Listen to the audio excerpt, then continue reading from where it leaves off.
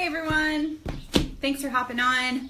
I am going to be talking tonight about the effects of dehydration, just how important it is to stay hydrated, and some of the long-term effects of chronic dehydration. So if you joined me last week, you know that I touched on this subject just a little bit and talked about hydration on a cellular level, and how once you feel like you're thirsty, it's too late, that your body is well into dehydration mode, and it can be really dangerous. So I am reading a book called Super Life, The 5 Forces that will make you healthy, fit, and eternally awesome. And I'm on the topic of hydration, and I've really learned a lot about hydration, and I want to share with you about it. So hopefully you'll find this interesting too. I've always been passionate about staying hydrated. It is the simplest thing you can do to improve your overall health. It's just vital. All of your organs, all of your systems need water, need to be hydrated to work properly. So that is how you really achieve overall health. Is when you are hydrated on a cellular level, as well as taking care of yourself, physically, eating well, and exercise and such. But it really starts with hydration. And so what I want to share with you tonight about are some of the effects of being in that chronic cellular dehydration. And again, last week I talked about cellular hydration, that your cells need to be hydrated.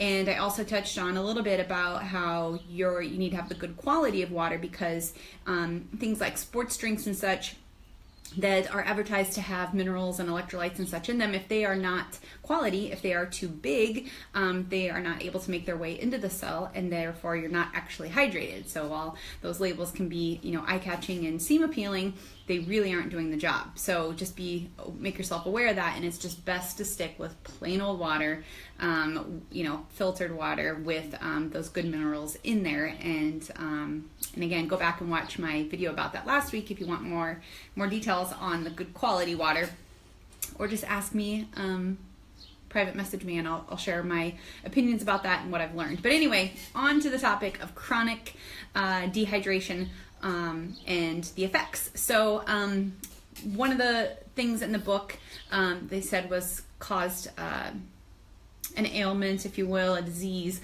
caused by dehydration, was cancer. And it's sort of like you hear everything nowadays causes cancer. And so personally, I'm not really sure that I really believe a lot of that is caused by dehydration or chronic dehydration. I think it could play a part in it, because again, chronic dehydration is when your body is just not fully healthy. All your systems are not working properly when you're not fully hydrated. So I think that could lead to cancer if there are other ailments or if there are other causes. But just getting cancer because you're dehydrated, that's not exactly how I read into that. So just a forewarning on that. But another issue, a chronic ailment, would be hypertension. And dehydration affects the kidneys, obviously, to regulate the blood pressure, causing high blood pressure. So the thing that I found interesting in the book was that doctors don't even think about dehydration as being a cause for hypertension. They just right away put you on blood pressure medicine and tell you to change your diet, which what exactly does that mean, and exercise more. But they're not really, they don't even think about dehydration being a possibility, because they're not really educated on hydration and the health, and water health in regards to our body. So instead of, attacking the real cause, or finding the real cure of it, they band-aid it with drugs, prescriptions, painkillers that are just a band-aid. So yeah, I'm just reading my notes here because I want to make sure I don't forget anything. Regulate hypertension caused by dehydration. Again, your organs need the water, and when they're not getting it, they're not going to operate properly. Another thing that could be caused by, or could rather be inflamed or magnified because of dehydration, is allergies. So your histamine levels rise due to insufficient hydration. So it could be that maybe you just become more sensitive to the allergies that you already have due to your dehydration. Or it could be that, typically allergies that don't even bother you all of a sudden do bother you. And again, it's because you are not fully hydrated. So if you are, excuse me? So like I said, in some cases you're not actually allergic to them at all when you're hydrated, but just when you aren't, then you feel those things. Other real common things could be mental fog. A real, maybe more obvious or more known issue of effective dehydration is headache or feeling tired. But mental fog is also another really common side effect of dehydration. Maybe just not feeling like you can get your thoughts together, feeling scatterbrained, or just feeling like you're in a haze all day, and that could definitely be because of dehydration. Because again, your brain is made up of 85% water, so it only makes sense that if you're dehydrated, that brain is not functioning properly. Another thing to consider would be some things like ADHD. If kids are not able to sit still and think properly, it could be that the neuroreceptors are malfunctioning because the cells are not hydrated. Now, I'm not saying that dehydration is the cause for ADHD, but if somebody has a mild case, or maybe the parent just doesn't even think that that's the issue, again, I think it could be. Don't hold me to any of these things. I'm just saying my opinions on them, what I've taken from the book and my opinions of it. But I think that it could be, again, doctors' lack of water health. And that they are quick to, label things, quick to prescribe prescription drugs and not really cure the actual issue, rather just band-aid it with things. There was a study, I don't remember the institute or what year it was or whatever, but the study was that 2/3 of children arrive at school dehydrated. And sometimes it's because they haven't had any water at all before they came to school, or it could be that they had juice or milk or something instead. And again, 85% of your brain is made up of water, and if you're attacking in the day when you are dehydrated, of course you're not going to perform as well in your homework or your tests or whatever like that. I know personally, I always try to get my daughter to drink water, but she's not really a big fan. That doesn't mean I'm going to give up on it, because it is so vitally important. The study then went on to say after the students had just 1 glass of water and were well rested, their academic scores improved. So I think that's it's just vitally important that we are encouraging our kids to drink water, and not sports drinks or lemonade or things like that, but maybe like a fruit infused water or something like that. Sticking to good old water, not adding in anything else. So those are just a couple of the major things that stuck out to me, major side effects of chronic dehydration. And some of the other things are headaches, arthritis, joint pain, skin problems, constipation, extreme PMS, other digestive problems. These are all maybe caused by simply not getting enough water. And I think when we sit back and think about it, we're like, oh yeah, that does make a lot of sense. If I'm constipated, it's perhaps that I'm not drinking enough water. Joint pain, I think that's a real obvious one as well. Arthritis and those things, headaches as well. But maybe and skin problems. I think that makes sense as well, but maybe things like extreme PMS may not come to mind when we think about being hydrated. But again, hydrating your organs, your systems, for them to all work properly is how you will get that overall health.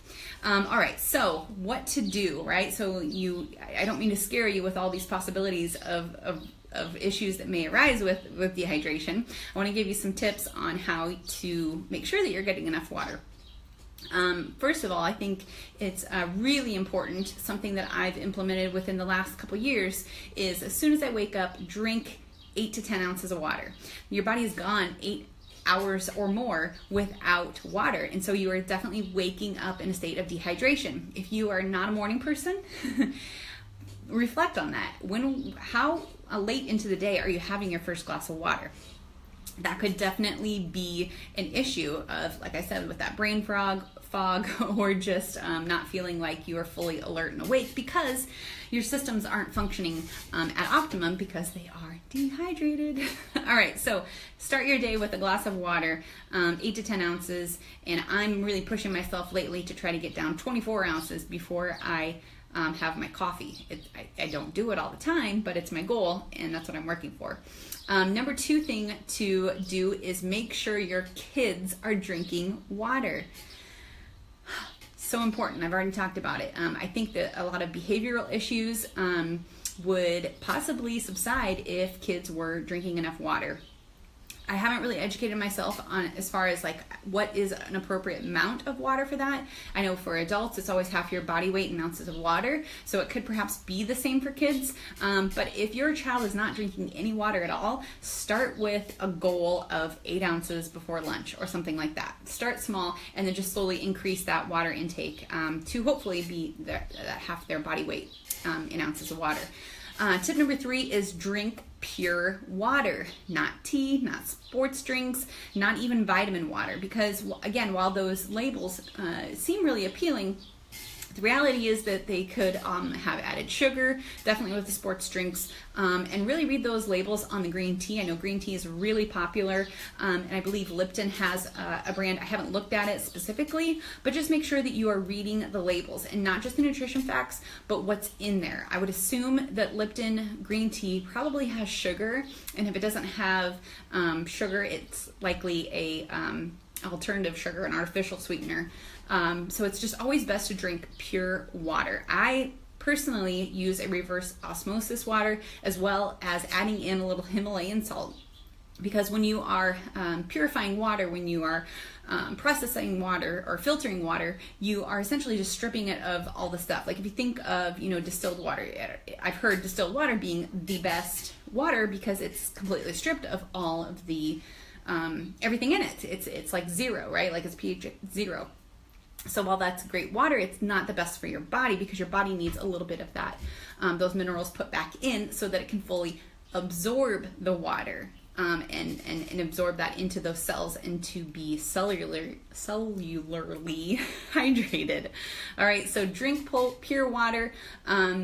And like I said, I filter my water and then add in a little Himalayan salt, just like about a pinch for 12 ounces or half a teaspoon for a gallon to get that little bit of minerals back in our water so that we can actually be hydrated. All right, and tip number 4 is drink when you feel tired, when you feel brain fog, also when you feel emotionally drained. That was something that I didn't write in my notes, but just how much of the well, I guess I did a little bit with the brain frog, and the kids who are attending school, but also just a lot of our emotional and mental problems could definitely come from not being hydrated. One extreme or the other. If I get really hot, I get crabby. And also when I'm getting hot, I'm sweating and losing water, that I'm becoming dehydrated. So crabbiness could be a major effect of dehydration. But anyway, so again, that 4th tip being drink when you feel tired, when you feel a headache coming on, when you feel brain fog or emotionally drained, just really tired and just done. Make sure that you're hydrating. So those are my top 4 tips. Those are the side effects of being dehydrated, chronic dehydration on the cellular level. And so I'm going to end this with next week I have a 5-day free water challenge, encouraging you all to drink half your body weight in ounces of water. I know it can be tough, especially in the summer when you're all over the place at the pool parties, the baseball games, whatever, especially with 4th of July. This is one simple thing that you can do to greatly improve your health by simply drinking enough water and staying hydrated. I mean, I know it's going to be tough with the extra, barbecues and the 4th of July celebrations that you may not eat healthy foods, you may not get a workout in, but this one thing that you can do is drink enough water. All right, and together we can do this. We're going to hold each other accountable by every day commenting on the post that I make, just checking in with how many ounces of water you drank that day. And if you comment to all 5 days, Monday through Friday of next week, July 3rd through 7th, I will enter your name into a prize drawing, and I will do that drawing live Sunday at 9 p.m. Central Time, I believe is when I said I would do it. So watch for the posts coming up this week, and then those posts to participate next week in making sure that we get enough water into our day and holding each other accountable, challenging ourselves to drink half our body weight in ounces of water. All right, so thank you for the comments. Thank you, Valerie. So if you don't already like my page, follow it, share this video with someone you think would find the information I shared about dehydration valuable, and I hope that you will be joining me for the water challenge next week. All right, guys, have a great evening.